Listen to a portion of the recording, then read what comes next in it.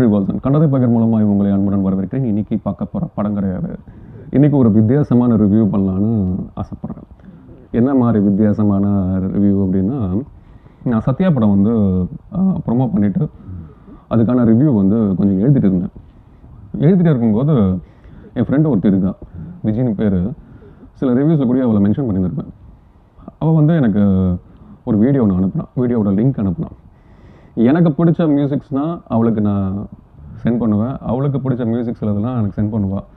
அவள் சென்ட் பண்ணுறது சிலதெல்லாம் பார்க்க மாட்டேன், நான் அனுப்புறதா நான் கண்டிப்பாக பார்ப்பேன். ஸோ என்னோடய டேஸ்ட்டு வந்து அவளுக்கு தெரியும். இந்த மாதிரி தான் அவளுக்கு டேஸ்ட் இருக்குது அப்படின்ற மாதிரி அவளுக்கு தெரியும். அப்போது ஒரு வாட்டி எனக்கு லிங்க் அனுப்பிட்டு இதை பாடுறா அப்படின்னு சொல்லிட்டு அனுப்பினேன். உலகத்திலே அப்படி ஒரு ஃப்ரெண்டு எனக்கு கிடைக்க மாட்டான்னு ஏன் நான் சொல்கிறேன்னு அப்புறமா சொல்கிறேன். அப்படி ஒரு தரமான சம்பவம் அவள் பண்ணியிருக்கா. என்னென்னா, அவள் எனக்கு அனுப்புனா, அந்த லிங்க் அனுப்பிட்டு நான் பார்க்கவே இல்லை. கொஞ்சம் போராக தான் இருக்கும் அப்படின்னு நினச்சி விட்டுட்டேன் நான்.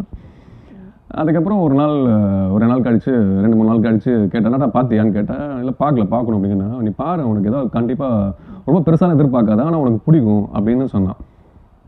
என்ன இப்படி சொல்லிட்டு இருக்க அப்படின்னு சொல்லும்போது, சரி நான் பார்க்குறேன் அப்படின்னு சொல்லிட்டு சத்யா ப்ரொமோ பண்ணதுனால சத்யாவோட ரிவ்யூ கொஞ்சம் எழுத வேண்டிய சுச்சுவேஷன் எழுதிட்டு இருந்தேன். அப்புறம் ரிவ்யூ எழுதி முடிச்சுட்டு ஒரு நாள் ஈவினிங் வந்து ஒர்க் முடிச்சுட்டு வீட்டுக்கு வந்து குளிச்சுட்டு சாப்பிட்டுட்டு இருந்தேன் பெட்ரூமில். அப்போது பெட்ரூமில் எப்போ சாப்பிட்டு போகும்போது டிவி பார்க்குறது வழக்கம். சரி லிங்க் அனுப்பியிருக்கால என்ன பார்க்கலாம் அப்படின்னு சொல்லிட்டு அந்த லிங்க்கை ஓப்பன் பண்ணி பார்த்தேன். சாப்பிட்டுட்டு இருந்தவன் கிட்டத்தட்ட சாப்பிட்டு முடிச்சிட்டேன், 5 நிமிஷம் சாப்பிட்டு முடிச்சிட்டேன், சாப்பிட்டு முடிச்சிட்டேன். ஆனால் 1.5 மணி நேரமாக கை கழுவாமல் அப்படியே இருக்கேன். எப்போவுமே சாப்பிட்டா கை கழுவுன்றது ஒரு பழக்கம் இருக்கும் இல்லையா? ஆனால் என்னால் கை கழுவவே முடியல, மிஸ் பண்ணிடக்கூடாதே அப்படின்னு அப்படியே உட்காந்துட்டு இருந்தேன். என்ன அப்படின்னா, இது ஒரு ஈவெண்ட், ஒரு கான்சர்ட். அந்த கான்சர்ட் வந்து பார்த்திங்கன்னா, யானின்னு நீங்கள் கேள்விப்பட்டிருப்பீங்க, ரொம்ப ஃபேமஸான ஒரு மியூசிஷியன். அவர் வந்து நிறைய ஆல்பம் பண்ணியிருக்காரு. பட் இந்த ஒரு ஆல்பமோட கான்செப்ட் வந்து பார்த்திங்கன்னா, இப்போது நம்ம நிறைய லைட் மியூசிக்ஸ்லாம் பார்த்துருப்போம், நிறைய ஆர்கெஸ்ட்ராஸ் கச்சேரிஸ் பார்த்துருப்போம், நிறைய பேர் பார்த்துருப்போம். ஆனால் நேரில் எதுவுமே பார்த்தது கிடையாது, ஒன்று கூட நான் பார்த்தது கிடையாது, எல்லாம் டிவியில் தான் பார்த்துருக்கேன். அதே சமயத்தில் இந்த கச்சேரி, இந்த அம்மன் கோவில் திருவிழாக்கெலாம் கச்சேரி நடக்கலாம், ஆடி மாதம், அந்த மாதிரி கச்சேரிலாம் உட்காந்து நான் அட்டன் பண்ணி பார்த்துருக்கேன். அந்த டைமில், ஸ்கூல் டைமில், இப்போ இல்லை, ஸ்கூல் டைமில். ஸோ அதுக்கு நான் கம்பேர் பண்ணுறதுக்காக சொல்லலை, பொதுவாக அந்த மாதிரி கச்சேரி தான் அட்டன் பண்ணியிருக்கேன். இந்த கான்சர்ட் வந்து நீங்கள் நிறைய பேர் பார்த்துருப்பீங்க, நிறைய பேர் இளையராஜா அவர்கள் போயிருப்பீங்க, ரஹ்மான் போயிருப்பீங்க, வித்யாசாகர் போயிருப்பீங்க, யுவன் போயிருப்பீங்க, நிறைய பேருக்கு போயிருப்பீங்கள்ல. நீங்கள் போயிருக்கும்போது கண்டிப்பாக அங்கே நீங்கள் பார்த்துருந்தீங்க. இப்போ என்னோடய அனுபவத்தில் நான் டிவியில் பார்த்துருக்கும் போது என்னோடய அனுபவம்னா, ஒரு 2 சிங்கர்ஸ் பாடுவாங்க, லைட்டாக ஸ்மைல் பண்ணுவாங்க, அவங்களுக்கு கொஞ்சம் அப்படியே லைட்டாக ஸ்மைல் பண்ணுவாங்க, ஏதோ ஒரு சின்ன ஒரு காமெடி ஏதாவது நடக்கும், கம்போசர் வந்து ஏதோ ஒரு ஸ்மைல் பண்ணுவார், ஏதோ ஒரு கேள்வி கேட்பார், சம்திங் இது மாதிரி தான் நடக்கும் இல்லையா? பட் எல்லாருமே சீரியஸாக தான் வாசிச்சுட்டு இருப்பாங்க. பட் இதில் நீங்கள் பார்த்தீங்க அப்படின்னா, ஒவ்வொருத்தருக்கும் ஒரு அப்பீரன்ஸ் இருக்கும், ஒவ்வொருத்தரும் உசுரை கொடுத்து மியூசிக் பண்ணியிருப்பான், ஒவ்வொருத்தரும் அதாவது உள்ளிருந்து கொண்டு வருவான், அதாவது ஆத்மார்த்தமான ஒரு மியூசிக்னு சொல்லலாம். நான் ஆக்சுவலி அதோட சிடி வந்து ஒரு வாட்டி அப்படி தான் சொல்லி, இது வாங்கணுண்டா கேளு அப்படின்னு சொல்லிட்டு ஒரே ஒரு மியூசிக் மட்டும் நான் கேட்டேன். அதாவது ஆல்பமாக அனுப்பல, பாட்டு ஒன்று அனுப்புனா நான் கேட்டேன், நல்லா இருந்துன்னு சொல்லிட்டு எனக்கு தெரிஞ்ச டீலர் கிட்ட இந்த சிடி கிடச்சிது, வாங்கினேன். செம்ம சந்தோஷமாக இருந்தது அந்த மியூசிக் கேட்கும்போது. எல்லா மியூசிக்கும் கேட்டேன், எல்லா மியூசிக் அதாவது இந்த வீடியோ நான் பார்க்கறதுக்கு முன்னாடி எல்லா மியூசிக் நான் வந்து லிசன் பண்ணிட்டு, அதாவது நல்லா இருக்கு, குறை சொல்லலை, நல்லா இருக்கு. ஆனால் நான் விஷுவலாக பார்க்கும்போது, ஐயோ எவ்வளோ கஷ்டப்பட்டிருக்காங்க, என்ன மாதிரியான கஷ்டப்பட்டிருக்காங்க, எவ்வளோ ஒரு கடினமான எல்லாம் பயங்கரமான எமோஷன், கடினமான உழைப்பாக இருக்கு அப்படின்னு சொல்லிட்டு சாதாரணமாக தான் இருக்கும் அந்த மியூசிக் கேட்குறதுக்கு. ஆனால் அவ்வளோ எஃபெக்ட் கொடுத்துருக்காங்க, எவ்வளோ டீப்பான ஒரு ஹார்ட் ஒர்க் இருக்குன்னு நியூஸ் பார்க்கும்போது தான் எனக்கு தெரிஞ்சுது. அப்போ தான் சரி, ஐயோ இது என்னடா இது இப்படி இருக்கே அப்படின்னு சொல்லிட்டு, என்னடி இது, எனக்கு வந்து இந்த டிஸ்க்கு கிடைக்கணுமே, இந்த டிஸ்க்கு எப்படி வாங்குறது, கிடைக்க மாட்டேங்குது, என்ன பண்ணுறது, ஏது பண்ணுறது அப்படின்னு புலம்பிட்டு இருந்தேன். ஏன்னா கொஞ்சம் பட்ஜெட்டும் ஜாஸ்தி, இம்போர்ட் பண்ணி வர்றதுக்குலாம் ரொம்ப ஜாஸ்தி அப்படின்னு புலம்பிட்டு இருந்தேன். சரி ஒரு நாள் வாங்கணும், ஒரு நாள் போட்டு வைக்கிறேன், ஆனால் இது வந்து என்ன பண்ணுறது தெரியலையே, ஒரு நாள் ரிவ்யூ ஒன்று பண்ணிடலாமா அப்படின்னு அவர்கிட்ட ஒரு சஜஷன் கேட்டுறேன், பண்ணுறேன் அப்படின்னு சொல்லிட்டேன். பண்ண முடிச்சு. சரி கொஞ்ச நாள் தான் முடிஞ்ச அளவுக்கு கொஞ்சம் எழுதியாச்சு. எழுதி ரிவ்யூ பண்ணலான்னு ஒரு ஐடியா இருந்து சொல்ல ரிவ்யூ பண்ண போகிறேன் அப்படின்னு சொல்லும்போது கொஞ்சம் வெயிட் பண்ணு, இன்னும் ஒரு வாரத்தில் உனக்கு கையில் வந்துடும், டிவிடி வந்துடும் அப்படின்னா. ஆடாங்கோ என்னடா இப்படி சொல்கிறா அப்படின்னு சொல்லிட்டு, என்ன சொல்கிற அப்படின்னு கேட்டால், ஆமாம் ஆர்டர் போட்டிருக்கேன் வந்துடும் உனக்கு அப்படின்னு சர்ப்ரைஸ் பண்ணேன். ஏன் சர்ப்ரைஸ் பார்த்தா அவளோட பிறந்த நாளுக்கு எனக்கு சர்ப்ரைஸ் கொடுக்குறான். வழக்கமாகவே பிறந்த நாளுக்கு வந்து தான் அதாவது பிறந்த நாள் அதாவது பர்த்டே கொண்டாடுறவங்க தான் கிஃப்ட் தரணும், நாம் வந்து கொடுக்கணும். வழக்கத்துக்கு மாற அவன் எனக்கு கிஃப்ட் கொடுத்துருக்கா. இப்படி ஒரு நல்ல நண்பன் எனக்கு கிடச்சிது. நான் கடவுளுக்கு தான் பாக்கியம் சொல்லணும், சரி நன்றி சொல்லணும்.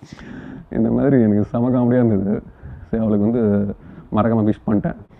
இது ஏன் சொல்கிறேன் அப்படின்னா, இதை வாங்கி இந்த டிஸ்க் உங்ககிட்ட காட்டிட்டு ரிவ்யூ பண்ணணும்னு ரொம்ப ரொம்ப ஆசைப்பட்டேன். அதனால தான் இவ்வளோ எமோஷனாக பேசியிருக்கேன். ஸோ ரிவ்யூக்கு போகலாமா? உலகம் முழுக்க நிறைய மியூசிக் கம்போசர்ஸ் இருக்காங்க. அவங்க நிறைய இண்டிபெண்டன்ட் மியூசிக் ஆல்பம் ரிலீஸ் பண்ணுறாங்க. இந்தியா மட்டும் இல்லை, ஆசியா கண்டத்தை சார்ந்த பெரும்பாலான நாடுகளில் அதிகமான இசைகள் திரைப்பட பாடல்கள் மூலயமா தான் ஃபேமஸ் ஆகுது. ஆசியாவிலையும் இண்டிபெண்டன்ட் மியூசிக் ஆல்பம் ரிலீஸ் பண்ணுற ஆர்டிஸ்ட்டுங்களும் இருக்காங்க. உதாரணத்துக்கு சொல்லணும்னா ஹிப்ஹாப் தமிழா, அப்புறம் கடல் படத்தில் மகுடி மகுடி பாடல் பாடிய ஆரியன் தினேஷ், இவங்க எல்லாமே ஆரம்ப காலத்தில் இண்டிபெண்ட் ட்ராக்ஸ் அண்ட் ஆல்பம் வந்து பண்ணவங்க தான். கபாலி மற்றும் குட் பேட் அக்லி படத்தில் பாடிய தார்கி நாகராஜன் இன்னும் நிறைய ஆர்டிஸ்ட் இருக்காங்க. டக்குன்னு எனக்கு ஞாபகம் வரல. படத்தோட சேர்ந்து வர பாடல்கள் எப்படியும் மக்களுக்கு பரிச்சயம் ஆகிடும். ஆனால் இண்டிபெண்டன்ட் ட்ராக்ஸ் அண்ட் ஆல்பம் அப்படி கிடையாது. இப்போ இருக்கிற இந்த சோஷியல் மீடியாவோட இன்ஃப்ளூயன்ஸ் இல்லாத காலகட்டத்தில் ஒரு இண்டிபெண்டன்ட் ஆல்பம் ரிலீஸ் பண்ணி அது மக்கள்கிட்ட ரீச் ஆகிறதுக்கு நிறைய மெனக்கடலோட சேர்ந்து நல்ல டேலண்ட்டும் இருக்கணும். ஒரு பக்கத்தில் இதுதான் ஏஷியன் ஆர்டிஸ்டோட தலையெழுத்து அப்படின்னா, மேற்கு நாடுகளில் இந்த சிச்சுவேஷன் அப்படியே உல்டாவாக இருக்கும். படத்தில் பிஜிஎம் தவிர பாடல்கள் இருக்காது, ஆனால் அங்கே நிறைய இண்டிபெண்டன்ட் மியூசிக் ஆல்பம் ரிலீஸ் ஆகும். அப்படி வெஸ்டில் நிறைய மியூசிக் கம்போசர்ஸ் இருக்கையில் இன்னைக்கு யானின்னு ஒரு கிரேக் மியூசிக் கம்போசரோட ஆல்பம் ஒன்று உங்களுக்கு சஜஸ்ட் பண்ணலாம்னு இருக்கேன். இந்த ஆல்பம் தான் நான் இவ்வளோ நேரம் மெனக்கிட்டு சொன்ன ஆல்பம். இது யானி லைவ் தி கான்சர்ட் ஈவெண்ட். 21 வருஷத்துக்கு முன்னாடி நடந்த ஒரு இசை கச்சேரி இது. எனக்கு தெரிஞ்ச வரைக்கும் பெரும்பாலான இசை கச்சேரிகளில் பாடல்கள் அதிகமாக தான் இருக்கும் அண்ட் இன்ஸ்ட்ருமெண்ட் மியூசிக் கம்மியாக இருக்கும். கொரோனாவுக்கு அப்புறம் நம்ம ஊரில் நிறைய மியூசிக் கான்சர்ட்ஸ் நடந்துட்டு இருக்கு. உதாரணம் சொல்லணும்னா இளையராஜா அவர்கள், தேவா அவர்கள், ரஹ்மான் அவர்கள், என் கோல்ட்ப்ளேவோட கான்சர்ட் கூட மும்பையில் நடந்தது. இவங்க பண்ண கான்சர்ட் எல்லாமே ஒரு ஓப்பன் ஸ்பேஸ் இல்லாட்டி விளையாட்டு மைதானங்களில் தான், அதாவது ஸ்டேடியம்னு சொல்லுவாங்க இல்லையா, அங்கே வந்து பண்ணியிருப்பாங்க. ஜஸ்ட் இசைக்கருவிகளை மட்டுமே வச்சு இன்னும் சில இசை கச்சேரிகள் நடத்துவாங்க. அதில் 1-2 பாடல்கள் அல்லது வோக்கல்ஸ் இருக்கும். உதாரணத்துக்கு சிம்பனி ஆர்கெஸ்ட்ரா கான்சர்ட். இந்த சிம்பனி ஆர்கெஸ்ட்ரா, அதாவது இந்த சிம்பனி மற்றும் ஓப்ரா எல்லாமே ஒரு இண்டோர் ஸ்டேடியம், அதாவது ஒரு க்ளோஸ்டு ஹாலில் அரங்கேறும். யானியோட லைவ் கான்சர்ட் பார்த்தீங்க அப்படின்னா, சிம்பனி ஆர்கெஸ்ட்ராவில் இருக்கக்கூடிய பெரும்பாலான இசை வாத்தியங்கள் எல்லாம் இருக்கும். 20க்கும் மேற்பட்ட வாத்திய கலைஞர்களும் மேடையில் பெர்ஃபார்ம் பண்ணுவாங்க. லாஸ் வேகாஸில் இருக்கிற மேண்டலே பே இப்போ மைக்ளோப் அல்ட்ரா ஏரினா அப்படின்னு பேரை மாற்றிட்டாங்க. அது ஒரு இண்டோர் ஸ்டேடியம் மாதிரி பெரிய க்ளோஸ்டு ஹால். மோஸ்ட்லி ஓப்ரா நடக்கிற இடம் அது. அங்கே தான் யானியோட இந்த லைவ் கான்சர்ட்டும் நடந்தது. கான்சர்ட்டில் பாடல்கள் கிடையாது, வெறும் பேக் டு பேக் மியூசிக் மட்டும்தான் இருக்கும். அங்கே இங்கே கொஞ்சம் கோரஸ் வரும், ஆனால் அதுவே ஒரு வாத்திய இசை மாதிரி தான் இருக்கும். என்னதான் நிறைய இசை வாத்தியங்கள் இருந்தாலும், நிறைய இசைக்கலைஞர்கள் இருந்தாலும், இது சிம்பனி மாடல் கிடையாது. இது வரைக்கும் நான் close hall, open stadium, instrumental music கான்சர்ட்னு இதை பற்றியே பேசிட்டு இருக்கேன். என்னன்னா, இப்போ கான்சர்ட் போகிற அதிகப்படியான மக்கள் வைப் பண்ணணும் அப்படின்ற எண்ணத்தில் கான்சர்ட் போகிறாங்க. ஆனால் ஒரு ஓப்பன் ஸ்டேடியம் அல்லது ஒரு ஓப்பன் ஸ்பேஸில் கான்சர்ட் நடத்தும் போது எந்த அளவுக்கு நம்மளால் வைப் ஆக முடியும்? எனக்கு இந்த கேள்வி இருக்குது. இப்போது நீங்கள் ஒரு கிளப் போகிறீங்க, அங்கே இருக்கிற ஸ்பீக்கர் செட்டப் ஆகட்டும், அந்த க்ளோஸ் ஹாலுக்கு அந்த மியூசிக்கே நம்மளை வைப் ஆக வைக்கும். பட் ஓப்பன் ஸ்பேஸில் மியூசிக் நம்மளை வைப் பண்ணாது அப்படின்றது என்னோட பாயிண்ட் ஆஃப் வியூ மட்டும்தான். ஸோ நான் என்ன கேட்குறேன்னா, நெக்ஸ்ட் மியூசிக் கான்சர்ட் பண்ணும்போது இண்டோர் ஆர் க்ளோஸ் ஹாலில் பிளான் பண்ணுங்கள். காசு கொடுத்து உங்கள் கான்சர்ட் பார்க்க வர ஆடியன்ஸ் ஒன்று கம்ஃபர்டபுளாக நிகழ்ச்சி பார்க்கணும், உங்கள் லைவ் மியூசிக்கை அவங்க என்ஜாய் பண்ணணும். இதுதான் என்னுடைய வேண்டுகோள். இதை நான் ஏன் சொல்கிறேன்னு சொல்ல மாட்டேன். அந்த ரீசனாக நடந்த ஒரு கான்சர்ட் என் ஃப்ரெண்டுக்கு நடந்த அனுபவத்தை நான் ஷேர் பண்ணுறேன். So back to the Yanni live concert. ஆரம்பத்திலேயே சொன்ன மாதிரி 21 வருஷத்துக்கு முன்னாடி, அதாவது 2004ஆம் ஆண்டு இந்த கான்சர்ட் வந்து முதலாக லாஸ் வேகாஸில் நடந்துச்சு. அதுக்கப்புறம் 3 நாடுகளில் சுமார் 52 தடவை இந்த மியூசிக் கான்சர்ட் நடத்தியிருக்காங்க. ஏறக்குறைய 1 மணி நேரம் அரங்கேறக்கூடிய இந்த மியூசிக் கான்சர்ட்டில் 12 மியூசிக் ட்ராக்ஸ் இருக்கும். 2006ஆம் ஆண்டு இந்த கான்சர்ட் சிடி வடிவில் ரிலீஸ் பண்ணாங்க. அந்த சிடி தான் இதில் எக்ஸ்ட்ராவாக வேர்ல்ட் டான்ஸுன்னு அப்படின்னு சொல்லி ஒரு ட்ராக் ஆட் பண்ணியிருப்பாங்க. மூவி ரிவ்யூ பண்ணும்போது சிலர் மூவி லிங்க் இருக்கான்னு கேட்பீங்க. பெரும்பாலும் இல்லைன்னு தான் சொல்லுவேன். ஆனால் யானியோட இந்த லைவ் கான்சர்ட் யூடியூப்பில் இருக்குது. அதனால் கண்டிப்பாக பாருங்கள். முக்கியமாக ட்ரைவ் பண்ணும்போது மைல்டு வைப்பான மியூசிக் கேட்கணும்னு நினச்சிங்க அப்படின்னா இந்த ஆல்பம் நீங்கள் ட்ரை பண்ணலாம். ஸ்பாட்டிஃபைலையும் அவைலபிளாக இருக்குது. பட் என்னோடய சஜஷன் என்ன அப்படின்னா, இந்த கான்சர்ட்டை ஒரு தடவை விஷுவலாக பாருங்கள். ஒவ்வொரு இசைக்கலைஞர்களும் அவங்களோட த பெஸ்ட்டுன்னு தரமாக இறங்கி செய்வாங்க. அவங்களோட திறமையை காட்டணும்னு சில ட்ரிக்கெல்லாம் கூட பண்ணுவாங்க.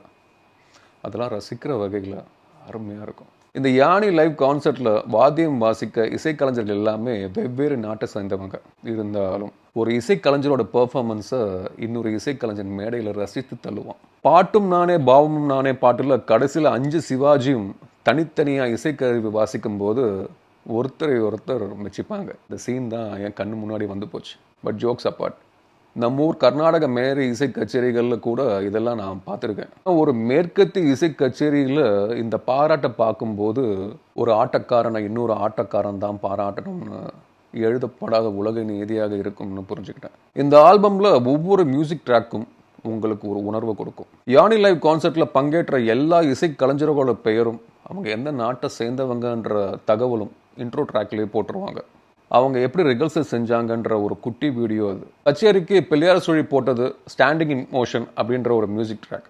ஏஆர் ரஹ்மானோட 90 மியூசிக்கை ஞாபகப்படுத்துகிற மாதிரியே இருக்கும். ஸ்டேஜில் ஏறக்குறைய 20-30 மியூசிக் இன்ஸ்ட்ருமெண்ட்ஸ் இருக்கும். ஆனால் இதெல்லாம் தாண்டி ஒரு வித்தியாசமான சத்தத்தை கிரியேட் பண்ண மூங்கில யூஸ் பண்ணியிருப்பாங்க. ரெயின்மேக்கர் ட்ராக்குக்கு மழை வரும்போது தவளை கத்தும்ல, அப்படி தவளை கத்தாமல் பாடினா எப்படி இருக்கும் அப்படின்ற மாதிரி உணர்வு தான் எனக்கு வந்துச்சு. மூங்கில் இசையை கேட்கும்போது இப்படி ஒவ்வொன்றுக்கும் ஒவ்வொரு ஸ்பெஷல் நீங்களும் பாருங்கள், கண்டிப்பாக ரசிப்பீங்க. ஸோ இதை நீங்கள் பார்க்குறதுக்காக தான் இதை நான் மெனக்கிட்டு நான் சொல்லணும்னு கடமைப்பட்டிருக்கேன். தவற விடாதீங்க. இதை நீங்கள் தவற விட்டுட்டீங்கன்னா ஒரு விஷுவல் ட்ரீட்டை நீங்கள் மிஸ் பண்ணுறதுனால தான் அர்த்தம். யூடியூப்பில் இருக்குது, நல்ல ஒரு கிளாரிட்டிலே இருக்குது. எனக்கு என் லைப்ரரியில் வந்து இது இருக்கணும்னு சொல்லி தான் கடவுளாக கொடுத்த ஒரு தோழி மூலமாக எனக்கு இது கிடச்சிது. ஸோ பெரிய ஒரு சந்தோஷம், ரொம்ப மகிழ்ச்சியாக இருக்குது இது எனக்கு கிடச்சது. இந்த டிஸ்கில் வந்து பார்த்திங்கன்னா இதான் டிஸ்க்கு, நல்லா இருக்குல்ல. இதில் வந்து புக்லெட் இருக்குது, சில டீட்டெயில்ஸு டாக்குமெண்ட்ஸ்லாம் ஏதாவது இருக்கும். அதில் நான் இன்னும் பார்க்கவே இல்லை, ஓப்பனை கூட நான் இதில் பண்ணல, அப்படியே தொடாமல் வச்சுருக்கேன். அப்புறமா பார்த்துக்கலாம் அப்படின்னு சொல்லிட்டு 3 நாள் முன்னாடி தான் வந்தது இந்த டிஸ்க்கு என் கையில். ஸோ முடிஞ்சால் இன்றைக்கி இல்லை நாளைக்கு திருப்பி இதை போட்டு பார்ப்பேன். பார்க்கும்போது ரொம்ப சந்தோஷமாக இருக்கும்.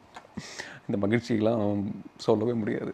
வீட்டில் இருக்கிறவங்களாம் இதெல்லாம் ஒரு மகிழ்ச்சி, வீடு பாலை கடனை குடுறா, அதை கடன் குடுறா அப்படின்னுவாங்க. நமக்கு இதுதான் பெரிய கடன்.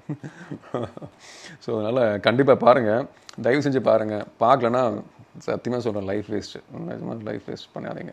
இன்றைக்கே பார்த்துருங்க, டைம் இருக்கும்ல. அவன் இன்றைக்கி அப்லோட் பண்ணுவான்னு தெரில. என்றைக்கு நான் அப்லோட் பண்ணுறேன்னா அன்றைக்கி பார்த்துருங்க. பாய்.